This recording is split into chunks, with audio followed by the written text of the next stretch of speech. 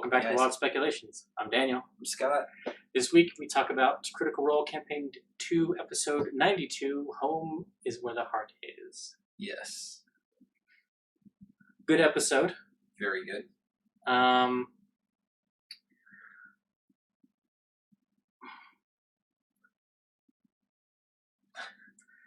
My favorite part is probably not what everyone else's was. Okay. But it is near the end.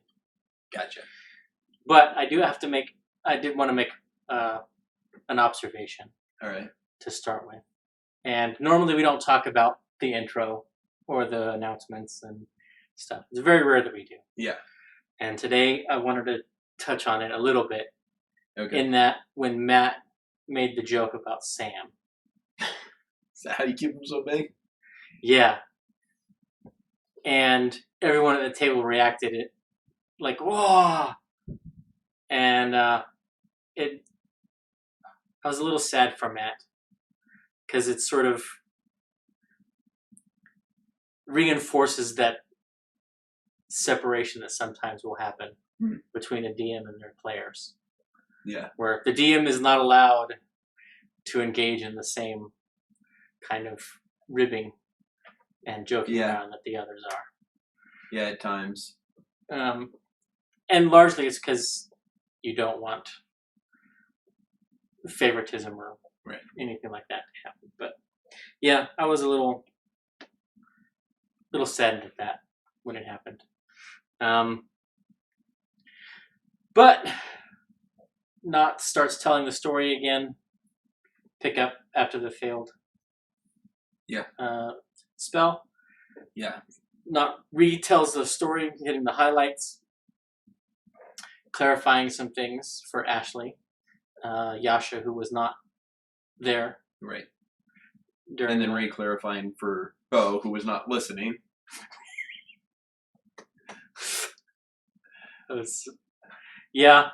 And I was like, oh, finally, Beauregard's on the same page we are. Yeah. We've been on this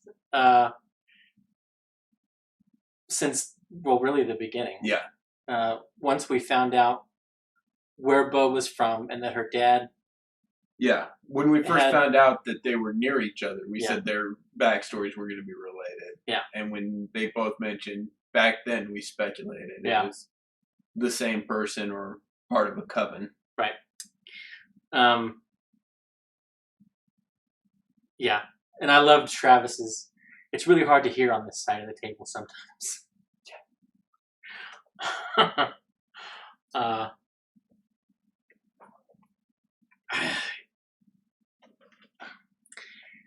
One thing I took issue with was Sam saying that nerds are slow. And I was like, Caleb has expeditious retreat. Yeah. And then I was like, oh, and haste. Yeah. Like... And the Philosopher's Stone, they can give him a +10 to his speed. Yeah. Yeah, exactly. I was just like, that's... They had the whole episode where they were talking about how he used Caleb with spells to reach max level speeds. Yeah. So, yeah. But Caduceus with the clutch commune. Yeah. I think that's probably my favorite commune that he's done. Okay. Because for several reasons. First, the information was... I don't want to say more pertinent, because that's unfair to the other times he's cast it. Because he's gotten some important information before. Right. But this is the first commune where all three questions were huge questions. And also I loved it because this is the first time that Matt has changed some of the narration. Yeah. Where normally it's been a warm wind that's yes, and a cold wind that's no. Where this time he had cold biting winds twice that were affirmations, and then a changing of the warm to a warm that was an affirmative. And I like that because that gets closer to the wording in the text. Yeah. That the DM can be not as clear cut as Matt sometimes is. So, do you think the cold biting affirmations are any indicator of what type of hag this is? No. Okay. I think it is simply this person is dangerous. Okay. Um, Because I was wondering, it was I think Behar out of Bolos, the cold based, the frost based hag. I don't think so, only because the description of the terrain that we got was not cold. Yeah. Wasn't high alpine. Yeah. But I mean, it might be, but I don't think so. Then the other question, because we got some study about weirdo people in the area. Yeah. And one of them was a gnome. A gnome druid. Yes.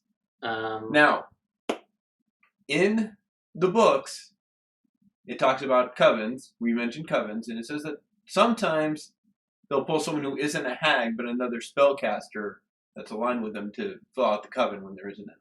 Do you think he's part of the coven? No. Okay. I think he is a adventure seed. Okay. In the Wildemount book. Okay. I think he's somebody that's out there that can either help, or he can be either a villain or an ally. He can be a quest giver. It's just we haven't yet heard of anyone that's a druid in Wildemount. Yeah. And Matt played around with that idea that there was a druid somewhere out there when they went to Felderwind the first time. That's true. And Caduceus was asking about any symbols of the Wild Mother around. Yeah. Because he thought this would be a place that would worship her. That's true. So I think that druid, that gnome, is probably somebody who worships the Wild Mother. Okay. And because he's a gnome and because he's a druid, it's possible he's exceptionally old. Yeah. And predates the Empire. Okay. So, yeah. But I do think Kiona may be part of the coven. Okay, part of the coven, you think? Mm-hmm. All right. Yeah. Which we'll get to that. Yeah. We do. But he asks, the first question Caduceus asks, is this creature alive? Yep. Then he asks, has Bo's father had contact with this creature? And then he has a moment of weakness. And he asks, first time that Caduceus has ever done this. Because he's never cast Commune to ask about his stuff. Yeah. It's always somebody else. And he uses his third question, is my family waiting for me? And then he apologizes, sorry for my weakness. And Bo's like, what? What? He's like, no, that wasn't for you. Yeah. And that, I think that was the best cap for that, because it tells us a lot about Caduceus, especially when he has the monologue right after that. I think it's right after that, where he's talking to Nott and he's like, I've been trying to think of a way to help you with your problem, and I can't. But we can do this. Yeah. When she's like, no, we don't have to go. We, got all this stuff, and Caduceus, we're going to go do something for you. And yeah. And that's like the I said last week. That's the point of the episode where I was like, Scott was right. I was like, yep, they're going to go. All right, then. Yeah. And I love the not saying, you and Caduceus are basically the same. Yeah. You're brothers, right? I get you so confused. Yeah. And it's funny when they were like, okay, let's just all go over our back stories again, because we must be connected in some way.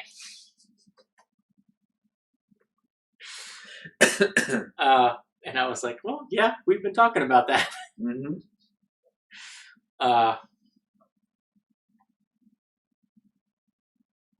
But another interesting line that I picked up on, and it may or may not mean anything, but they first start discussing, well, if we kill this woman, is that going to do anything to Bo? Is it going to lift the curse on me? And Caleb says, killing her will not undo time. Yep. And we're getting more and more of those hints that Caleb is still, I mean, he has subsumed that desire in the service of the greater good. And I think part of it is he wants to rack up the karmic points, I think. Yeah. In some part of his mind. Yeah. He's trying to rack up the karmic points so that he can get this done. So that he can do what he wants to do. Liam has said this. He is being Raceland right now. Yeah. If you remember in the books, in the Dragonlance books, Raceland, they even ask him a couple of times, why are you even helping us if you're so against this? Well, because you're going to need to return the favor. He just point blank says it. Yeah. He is, and we've talked about it before when, we were doing Forge thing. Yeah. He's racking up like Essek is, he's racking up hey, you owe me. Yeah. Calling the IOUs. So it'll be an interesting. I wonder if Matt will do. Because part of me thinks the time adventure won't happen until after the end of the campaign. Yeah, I think it'll be like an After Effect one shot, Yeah.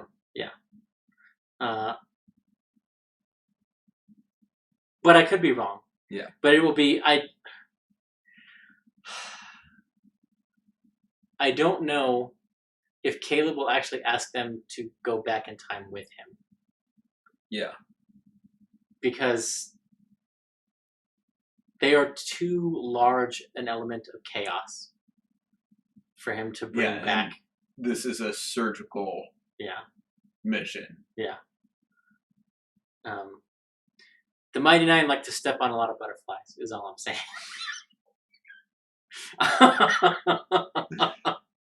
Yeah. They will bring back the sports almanac. Yes.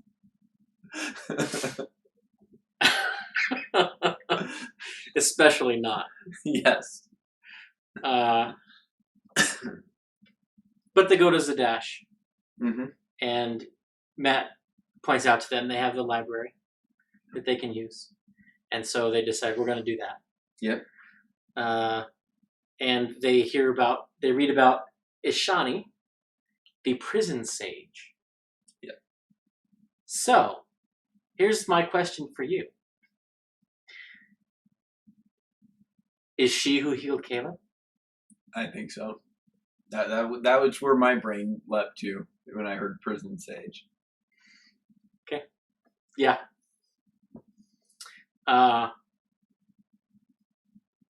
So I'm wondering how this is all going to play out. And if she is the one who healed Caleb, why? Yeah. And see, that's where I'm like wondering, because it's like, we've got Ishani, we've got Kiona, we've got this other lady, But it's like, would they be a coven?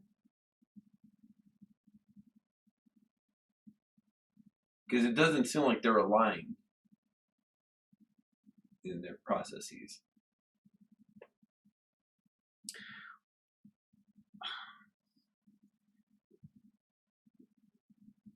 Again, it all depends on what her. So, if Ishani is the person who healed Caleb, and is also the person who cursed Not, and is also the person who helped Thero. It seems like two of those acts were in service of improving the Empire. Or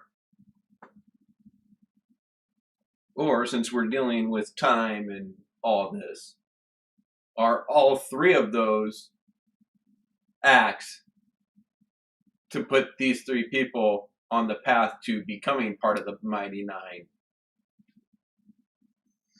Yeah. To stop the Rizdan. Yeah.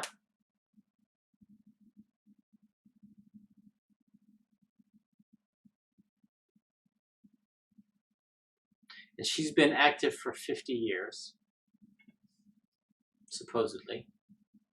Yeah. So, maybe they are aligned.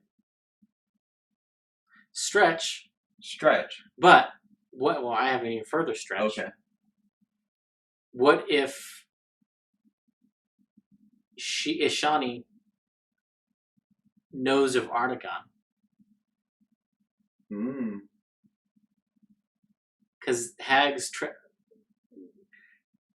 they are connected to the Archfey. Yeah. And the Fey.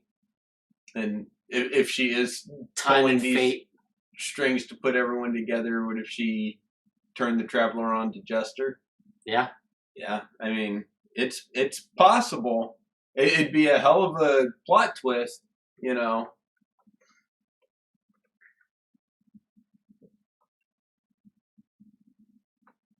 Here's how it could have happened. Because we've already seen her affect the fortunes of one of our players' fathers. Yeah. What if she helped the gentleman? Yeah. Or helps the gentleman? They didn't ask. Because why would they need to? Right. But it was mentioned that maybe we should, if he knows anything. But they're like, he's not going to know anything. But what if he did? Yeah. What if...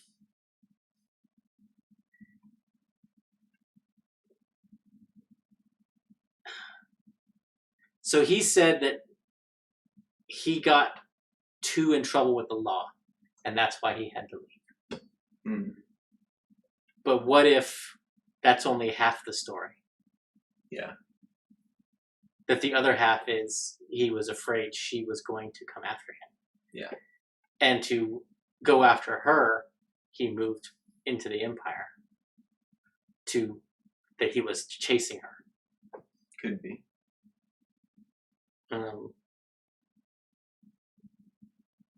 Which is why he doesn't go by his name anymore.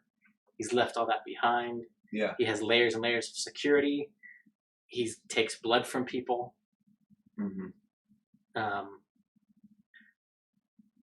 Yeah. And this is about the time in the campaign where a common element like that coming out, especially as the players start to wonder, wouldn't be out of place. Yeah.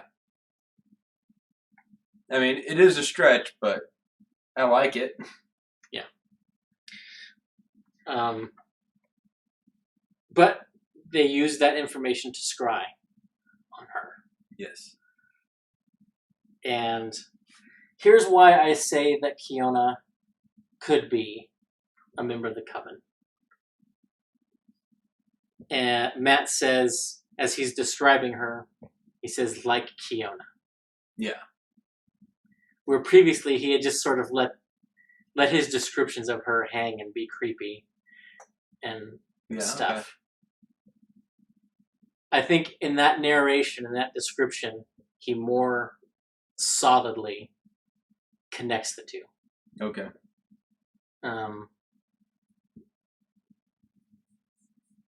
But yeah. She sees the scribe and gets excited that she's going to have a visitor.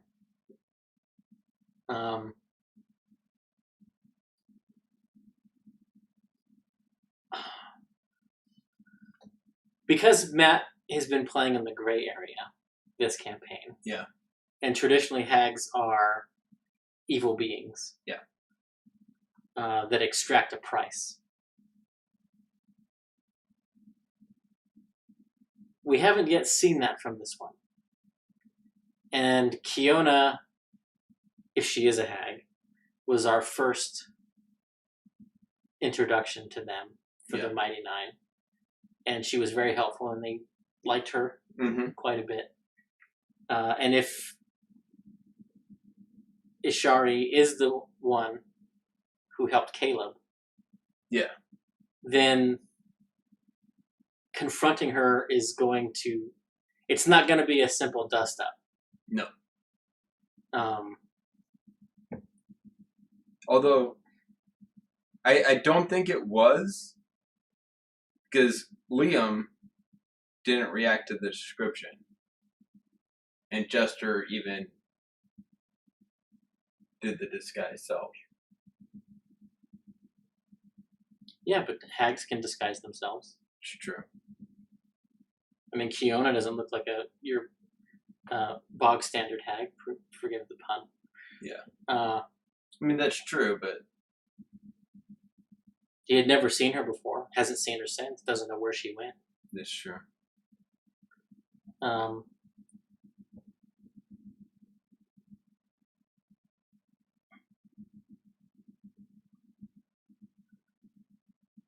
Yeah. And I don't remember...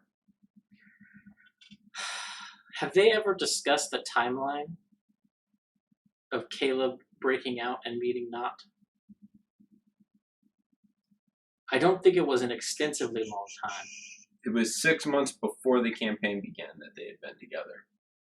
And he had... Or no. It was 6 months after he got out that they met, and they had been together for about a year. That's right.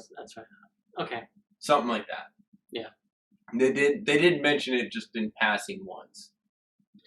And she had only been a goblin then less than a year. Yeah. Yeah, she had just left the tribe. So it's very possible, if Isharni is the one that helped Caleb, she did it knowing that she would get another customer out of the deal. Yeah. Maybe. I don't know. Maybe. I don't know. But, yeah. And my Caduceus adds the fruit to his drink. Yes. And gets high and impersonates Ford.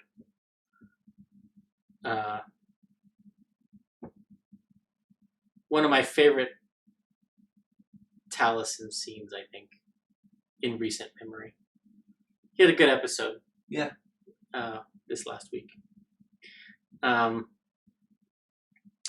But Bo, we start getting, and Ford's the one who does it. Yeah.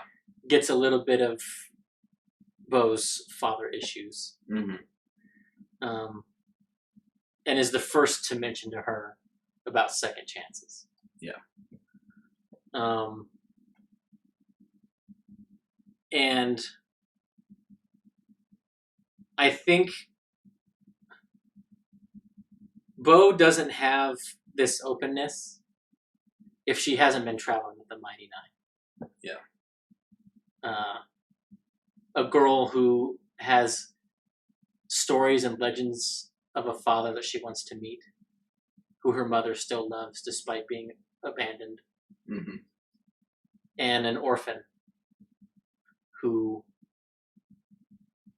expresses his parental issues in his reaction to Orc.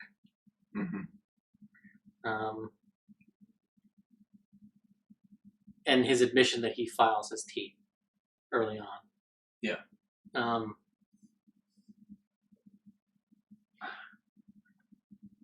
And Bo straight up says, talks about, you guys are my family now.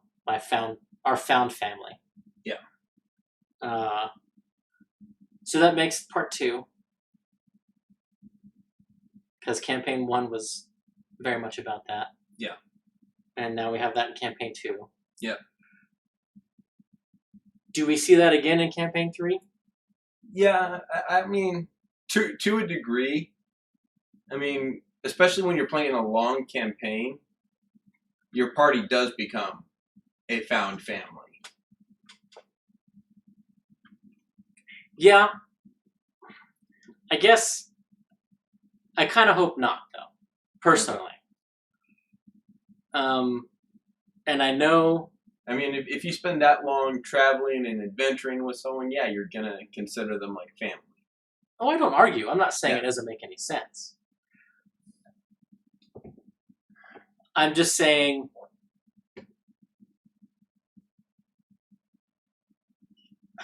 And not even that they couldn't do it in campaign 3 and that it wouldn't be compelling, because they probably could and it would.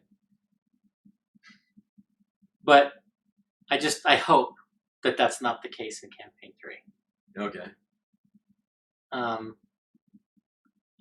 Yes, that relationship is natural, and we see it in every heroic fiction work, just about. Just about, yeah.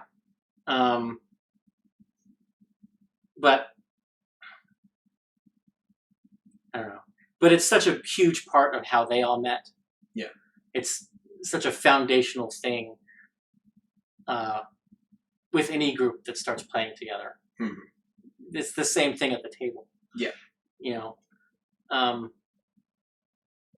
Yeah, I don't know. I just had a thought that I hope campaign 3, this isn't core. Yeah. And I sort of... And I really don't feel like even in this campaign it's core. I mean, it's definitely less pronounced than campaign 1. I think so. We could probably do a whole show on that. Yeah, probably. But anyway, my hope was for campaign 3, and this is it's like talking like 6th edition D&D. No, I think we'll see campaign 3 before 6th edition. Yeah, I do too. But I just had a thought that they should all know each other from the bat. And I was like, how awesome would it be for them to be all bards or all characters with the entertainer background? Yeah. And be a performing troupe. The Partridge Family. So, yeah, basically. I can see that. And because the reason I thought about it is because I recognize that the found family aspect of both campaigns is because it's very much a part of their story there. And I was like, what better part of their story than to all be performers? Yeah. And that would also let Taliesin bring back a shade of Molly. Yeah. Yeah, they could just be a traveling circus as entertainers and bards. They don't have to be all musicians. Right. And the acrobat and the strongman and the... Yeah. Well, in my traveling rock band that I came up with, only 2 of them were bards. Yeah. So, yeah. But anyway, back to this campaign. I digress.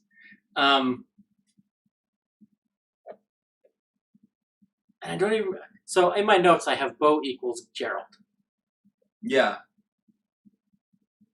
And I should have written more down. But... Oh, it was her I don't believe in destiny. Oh, okay. Talk that she was doing with Ford. Yeah. Which is a very big part of this season 1 of Witcher. Is him denying destiny and everything, and I was like, and we get another captain my captain moment between them, and it makes Ford uncomfortable. You're my captain, even if there's no ball leader. Yeah. Okay. Jester. Yes. Prefaces her. She foreshadows her reaction to his partner before she has the meeting with the partner, because he's probably gonna go. He's gonna go have sex with some gross person. Well, she said she's gonna go have sex with someone gross. You know, I didn't take it as someone gross. I took it as someone like, oh, gross sex. You know, because she's. No, because she's fine with her mother. Yeah. So I don't think she would have that typical reaction, because she doesn't have that reaction with her mother. I think it's not my mom, so it's gross. Gotcha.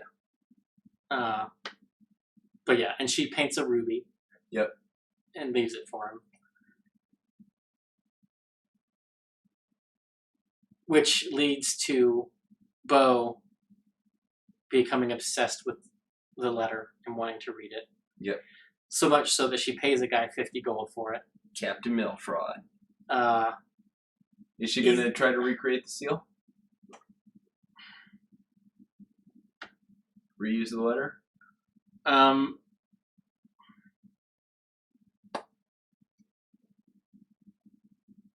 I don't know if she will. And the only reason I say that is because Jester and Not went off on the Parent Trap idea. Yeah. And she turned to Travis and she's like, do we need to step in? Is this something we need to... He's like, I don't even know anymore. Yeah, it's that's gonna be a thing. You know, like she said, what could possibly go wrong? Yeah. We could do a whole show on that too. Yeah. But Ashley keeps us moving. Yes. Thrice. Yeah! She gets him going. And I now am positive that the Marrow Valley is the best place to have random encounters. Because every single time, it's been great. Now, Matt says that he rolled on a table. But my question is, how many options are on that table? Just every other option is this one traveling party. Yeah. Yeah, no, I was like, as soon as they were like, oh, fuck. And they just look at each other, I was like, oh my god, not really? These guys have come back? Like Taliesin, I was hoping for it from the beginning. As soon as they saw the campfire, I was like, And more proof that at times Sam and Laura share a brain. They have the exact same reaction when they realize it at the exact same time. It's the closet monkey from Family Guy. Yes. Yeah. And so when I was watching that, there were a couple, exactly, Snoopy, my cabbages. They are the cabbage guy of this campaign. Yes. There were a couple times where I was like, I wonder why Matt didn't have Sam roll. Because he didn't have him make an acrobatics check to see if he could cut the rope. he made him make a check to land silently. Yeah. And Sam rolled a natural 20, so he said you don't even take any fall damage. And then I was like, oh, well, Sam has reliable talent. Yeah. Or not has reliable talent now. So everything she rolls, stealth is going to be the minimum she can get is 18. Yeah. So yeah, it was just I was like, oh yeah, that makes sense. And yeah, and we have the great. We're both being stealthy, and we both can't roll perception better than our spells. Yeah, I've had that happen too. Jester here? Nope. Okay, it's fine. It's fine. It's not here. Nope. Just one. Okay, it's fine. It's fine. You could just wait here. Nope. Yeah, so good. So good. Which was an interesting prelude for the following rest. Yes. Which was my favorite scene of the episode. Yeah, I think this was way up there for me. Because this is an interaction we have been talking about and wanting for 50 episodes at least. Yeah. I think for me it's this interaction and not Bo with her family in general, but Bo with TJ specifically. Okay. But yeah, the Yasha Caleb interaction was just amazing, and everything that I've been hoping it would be and waiting for, and more. And it was a special treat. Do you love her? Yeah. Who? Yeah. I don't have to tell you. And I know you had it, and I had it immediately. Neither one of us thought Astrid. Nope. it was Jester. Yep. And Liam's reaction was great. And Ashley's attempt to recover the situation by giving advice about not waiting until it's too late. And Caleb's final bookend, it's too late. Yeah. Was just so good. And I kind of wonder, like in my headcanon for that scene is they were speaking in Celestial. Yes. They didn't say it, but my headcanon is they were speaking in Celestial. Yeah. Because I don't think Caleb would chance the others overhearing it. That's he wanted that to be a private conversation. Yeah. And I think they're the only two that know it. Yes. And Caleb knows that. Yeah. So yeah, also big for our purposes. For me, that conversation confirms Yasha knows that she murdered her entire village. Yeah. Because she was asking him specifically, how do you live with killing people that you love? Or your family, or... Yep. And that for me, I was like, oh, yes. Yeah.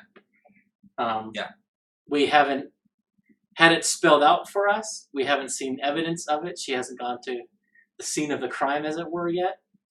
That was all the evidence I needed to know that we were correct. You were correct. Yeah. Because you posited it, I had just agreed with it. Yeah.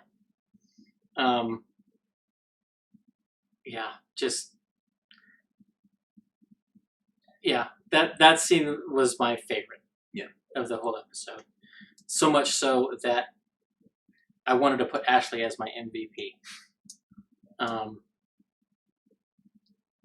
I mean, there are other things in the episode that Ashley did that were really great. Yeah. But it's also not really fair to take it away from Marisha. Yeah. Who really carried this episode from the beginning. From the beginning. From the hives. Yeah. Which was another great. I think you guys are taking away the wrong thing, the wrong portion of this role play. You guys are catching on to the wrong part of the role play. And I love Liam's. It's like the chair. No, the chair's legit.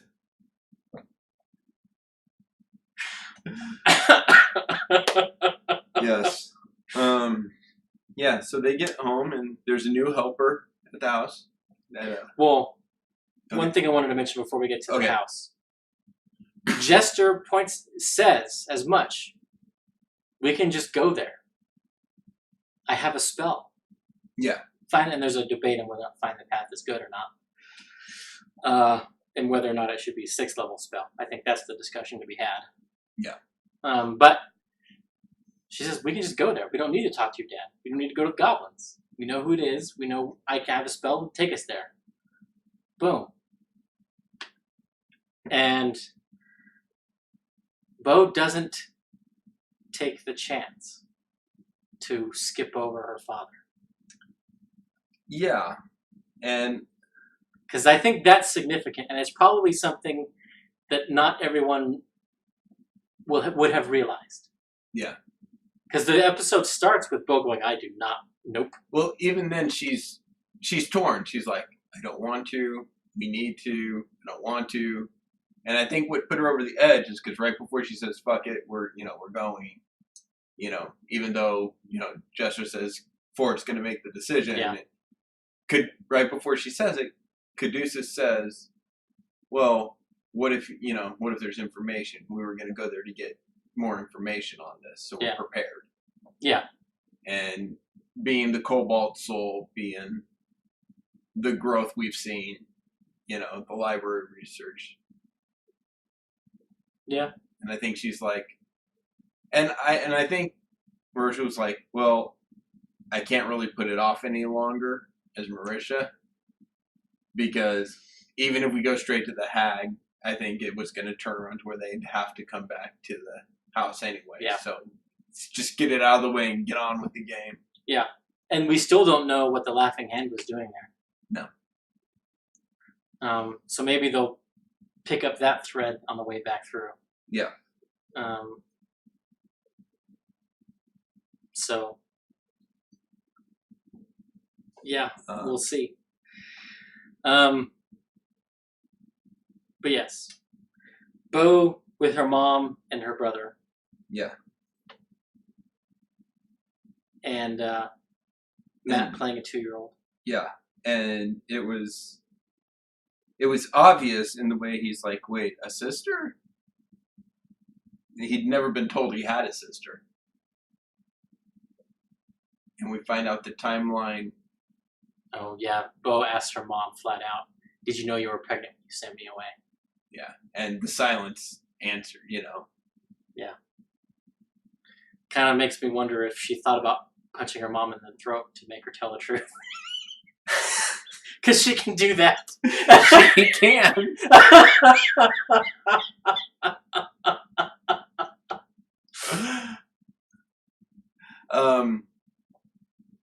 But, he comes up to her and she kneels down. And she asks him what his favorite color is. He points at the green dress. She gives him the jade necklace that was the gift from the dad. And later, when she's like, yeah, we're going to see him. Oh, by the way, I gave TJ the necklace. Make sure he doesn't choke on it. And the dad gets really worried. Now, we know the necklace is not magical. We know there's superstition. But there's something about jade. Because he goes and gets another necklace. Mm-hmm. Bo's tattoo is jade dust.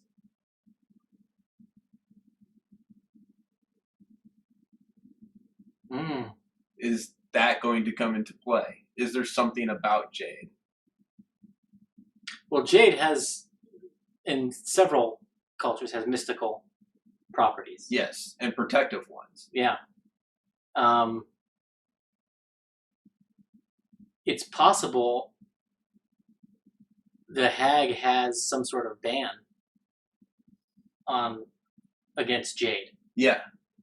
And that's what I was thinking. And Bo's tattoo is jade dust.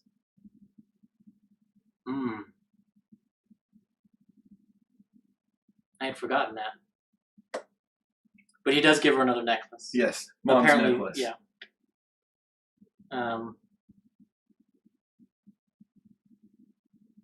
I half expect Bo's mom to be wearing her necklace the next time they see them. Yeah. Just because the 2-year-old can't have a necklace.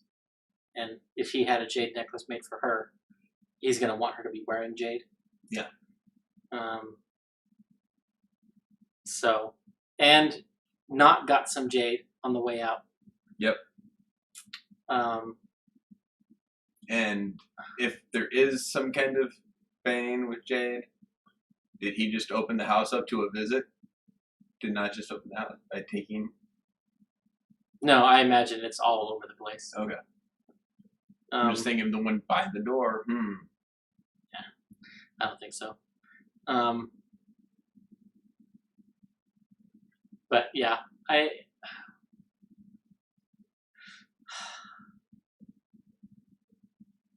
So I kind of had a problem with that scene. Okay.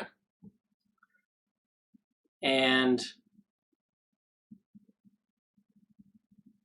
on my rewatch, my problem is less. And specifically because I actually caught the very end when Matt was saying, it was weird, and it was the most unpleasant NPC to step into. Yeah. Since Terry's father. Yeah. And the huge problem I had Thursday night watching it live was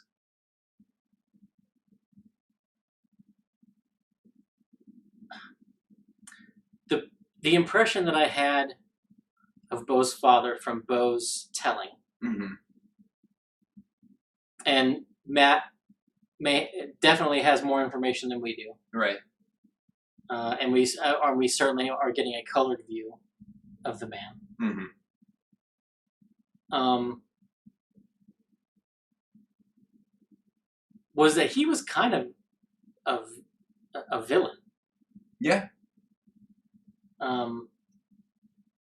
That he had chanced the fate of his family to get fortune, making a deal with a hag. Right. And when it wasn't working out for him, and his daughter was not doing what he wanted and not being the heir that he wanted, he got rid of her. The backstory given to us by Marisha via Bo sounded way more like a Game of Thrones kind of backstory. Okay. Where her dad, through this deal with the hag, becomes a powerful man in the valley. Right, and, which is what allowed him to marry his wife. Yeah.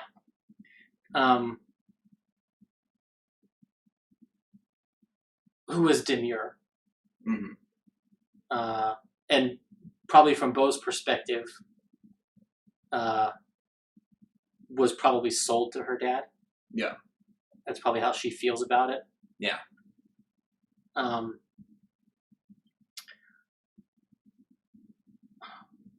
I understand Matt doesn't want to step into that.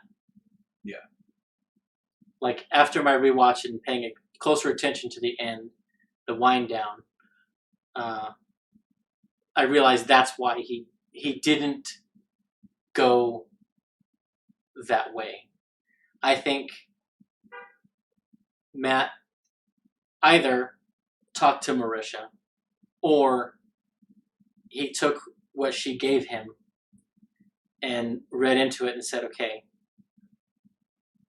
how can I do this? How could this man have done this for all the right reasons? Yeah. or for reasons, or that it was a mistake and that he didn't mean to cause harm. Yeah. Or it's how much of this is colored from her perspective. Yeah.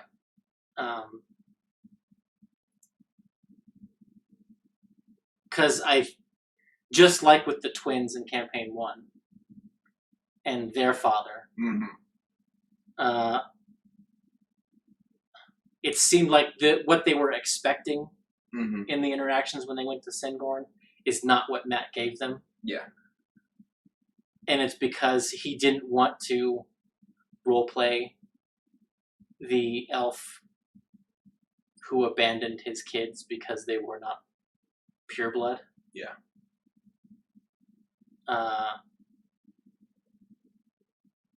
So he kept the kernel, the truth that they gave him, but changed it. And with the twins, the guy had 20-something years. Yeah. To mature and change. Right. Before having his second family. And in having his second family, maybe he realizes what he missed in theirs. Yeah. And has a tinge of regret there. Where I don't think necessarily 3 years is enough for that arc. Yeah. For Bo's dad to have the same kind of thing. Although it's interesting that it's a similar situation where he's got his young son now and his grown-up daughter, the prodigal daughter. But yeah, and that was my that was my problem with the scene. That's why I didn't enjoy that scene. Okay. As much as the Caleb and Yasha one. Right. Because I just kept thinking, this guy was supposed to be like abusive physically and emotionally. And I just don't, and after rewatching it and paying closer attention to the wind down, I don't think Matt wants to get into that headspace. Yeah. I don't blame him. So, and it doesn't tell the redeeming arc. Yeah. Can't be told if that's really the guy. Right. So, yeah, but he does give them information, and we get 2 of the best digs at him from Nott and Yasha. Yeah. On their way out the door. As Nott says, I'm stealing anything that if I can't find anything, I'm taking the glass. Nott's big one was the lie, but yeah. Hey, I made a deal with her and she turned me into this. Let's hope it doesn't happen to you, man. Yeah. And then Yasha. Especially after his reaction to seeing Nott. Yeah. And I think that's why she did it. Yeah. But Yasha saying, if we have to kill this woman, I hope it doesn't undo all this. Yeah. But then, if it does, maybe it'll help you realize what's really important. It will humble you, which is apparently what was foretold. Yeah. That he will be humbled. Yep. So,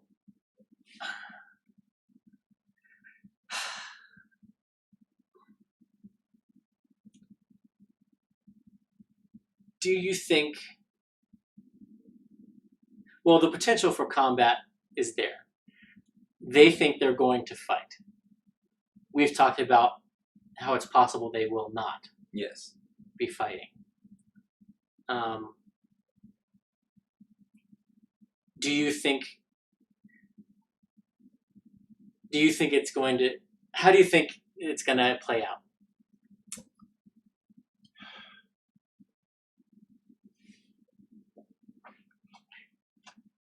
Because I think they're going to have to deal with some environmental protections.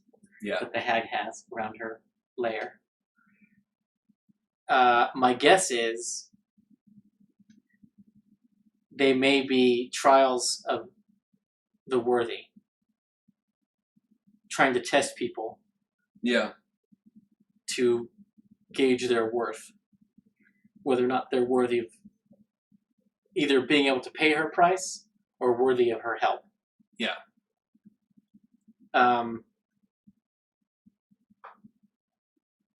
Or just straight up environmental, because her dad mentioned tar pits. Yeah. If you find the tar pits, you're real close.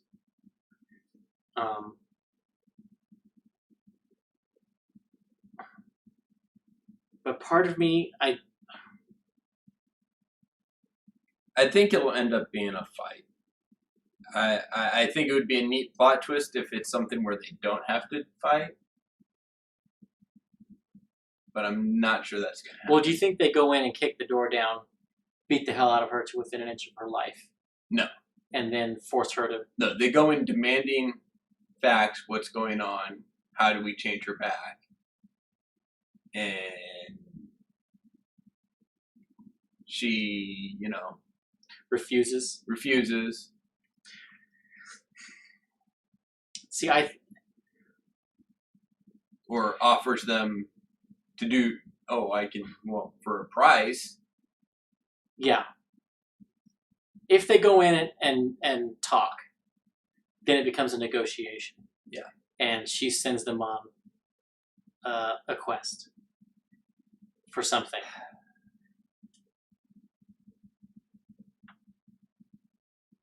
But part of me thinks it's going to be kick in the door, beat the hell out of her. And they say, we can kill you now, or you can lift the curse on our friend. Yeah. Or it may... To which she'll say, which one? Referencing Naughter Bow. Or she won't. And she'll just remove the one on Poe. Yeah.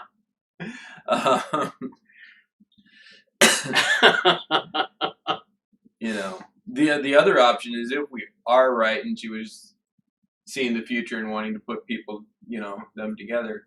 What if she got a simple traveler on her cabin? Yeah, I'm secretly hoping for that. And then, because they're going to go in ready to fight and be like, oh, fuck. Okay, change of plans. And to me, that's probably the only thing that Matt could put on the outside of that place that will make them not kick the door down and beat face. Yep. Because they negotiate from a stronger position if they hold her life in their hands. And this is true. You can't do that before you start throwing punches. You can't say to a hag, look, if you don't help us, we're going to kill you. She's like, no. Whereas if you come in, kick the door down, beat her down, she's down to her last few HP, you say, this is your choice. Because now she's exhausted, you've proven you can take her, you can finish it. So, yeah. And I think either way, that's done before the break, I think. Yeah. I think, yeah. So then the post-break will be, okay, where are we going now? And how do we get to the menagerie? Do they return the horses? For what purpose? Well, they haven't returned a horse yet. Yeah, why would they? They were given to them. They even said, we'll return them. He's like, no, you don't need to. Yeah, he said that, but what are they going to do with 7 horses? Same thing they do with all the horses. Get them killed or let them go. So I hope. It's called the tar pitch for a reason, Dan. Oh, yes. I am hoping that when they go to try to find Yasha's family, her tribe, that they run into their moorbounders. Because that's where the moorbounders are from. Yeah. So they abandon the moorbounders in the mountains, and they just make their way south back home. Yeah. All right. Anyway, we will see you guys next week, where we will discuss episode 93. Yes.